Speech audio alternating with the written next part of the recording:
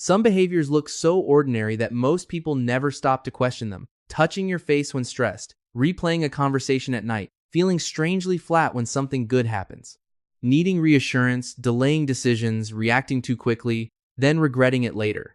These things are often dismissed as personality, stress, or harmless habit. But sometimes they are quieter signals.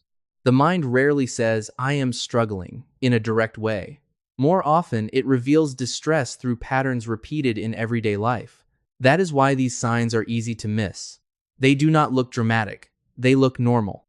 And that is exactly what makes them dangerous. Most people only notice them when the consequences become louder than the behavior itself.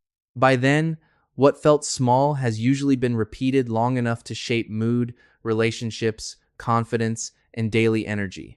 The longer a pattern feels familiar, the easier it is to mistake it for who you are. This is not about diagnosing yourself. It is about learning to notice when common behavior may be pointing toward deeper emotional strain.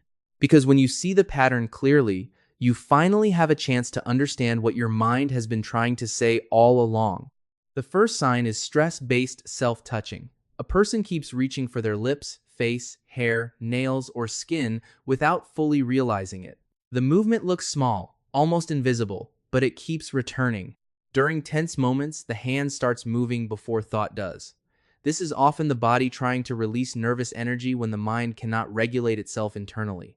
What seems like a tiny habit may actually be a signal that the nervous system is overloaded and searching for relief. The behavior can feel automatic because, in a way, it is. The body finds something immediate, accessible, and repetitive to create a brief moment of control. That relief is real, but it is also temporary. The deeper tension remains underneath it. The second sign is endless mental replay. A conversation from earlier in the day keeps looping in your mind. Then an old mistake appears. Then a future scenario that has not even happened yet. The brain starts acting as if more thinking will create certainty, closure, or protection. But instead of resolution, it creates exhaustion. This pattern often feels productive because it looks like analysis. In reality, it quietly drains mental energy while solving very little. Rumination keeps the mind trapped between what already happened and what might happen next. It replaces movement with repetition. It makes a person feel busy yet emotionally stuck. The pain here is not only the thought itself, it is the endless return to the thought, as if the mind no longer knows how to let go. The third sign is emotional flatness. Something good happens, and you know you should feel excited, grateful, or relieved, but the feeling barely reaches you. Life is still moving, but your emotional response seems dimmed. This can happen when stress lasts so long that the mind lowers emotional intensity just to keep functioning. At first, the numbness may look like calm. It may even feel safer than strong emotion. But over time, it creates distance between you and your own life. Moments that should feel warm or meaningful begin to pass like scenery behind glass. Emotional flatness is not always peace. Sometimes it is the mind protecting itself by turning the volume down on everything, including joy.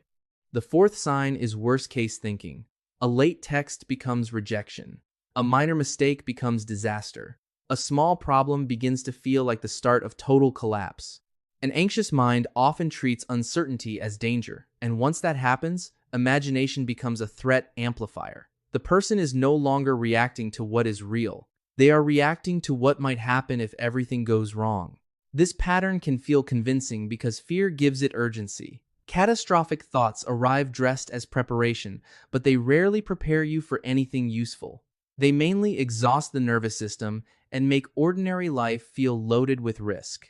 When the mind lives in imagined emergencies, even calm moments become hard to trust. The fifth sign is sensitivity to rejection.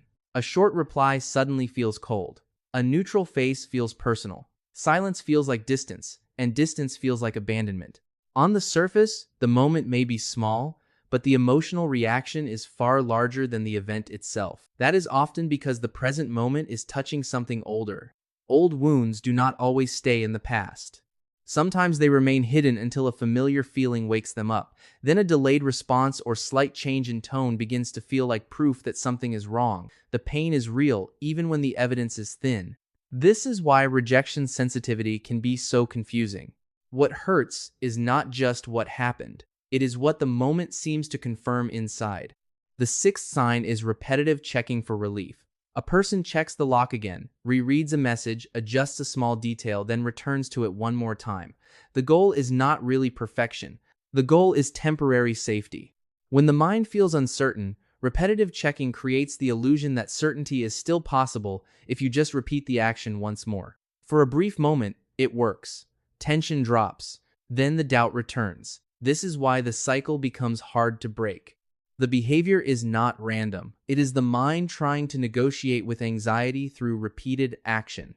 But relief built this way rarely lasts, and the habit slowly teaches the brain that calm depends on repetition instead of trust. The seventh sign is losing interest in joy. Music sounds flat. Food feels dull. Hobbies that once felt alive now feel heavy or unnecessary. Many people assume this is laziness, boredom, or a phase, but sometimes it is emotional depletion. When the inner system has been carrying too much pressure for too long, pleasure is often one of the first things to fade. The world does not always become obviously painful.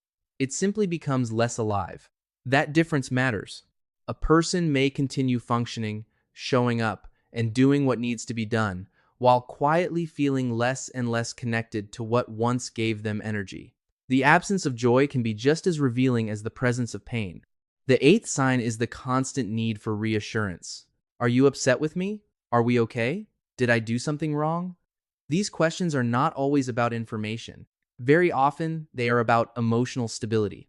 The mind cannot generate enough internal safety, so it starts borrowing safety from other people.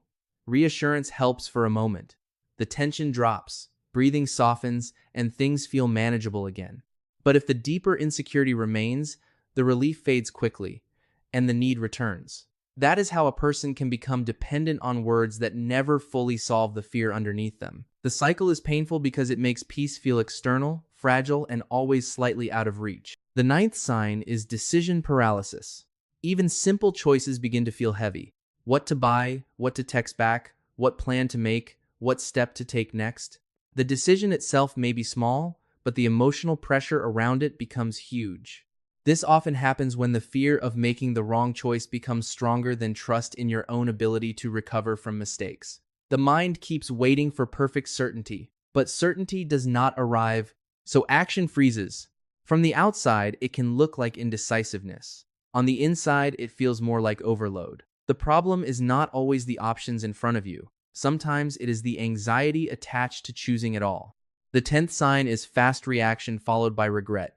A person spends impulsively, snaps emotionally, says too much, quits too quickly, or acts before the consequences have fully entered awareness. In the moment, the action can feel relieving, powerful, or urgent. Only afterward does the regret arrive. This pattern is often misunderstood as spontaneity or confidence, but sometimes it is a stressed nervous system chasing immediate release.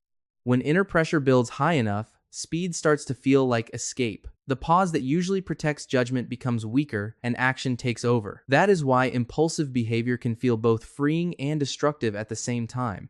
It offers instant movement, but often leaves a deeper mess behind. None of these behaviors automatically mean mental illness, and none of them should be used as a shortcut to self-diagnosis, but they may be signals worth taking seriously.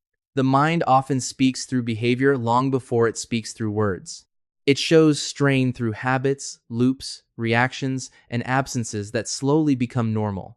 That is why awareness matters. Not because noticing a pattern fixes everything at once, but because you cannot respond to what you refuse to see. The point is not shame. The point is recognition. If any of these behaviors feel familiar, it does not mean you are broken. It may simply mean your mind has been asking for attention in the only language it knew how to use. That awareness may feel uncomfortable at first, but it also creates a different possibility: compassion instead of confusion, and action instead of silent repetition. And that shift can change more than expected. And sometimes the first real step toward healing is learning to listen.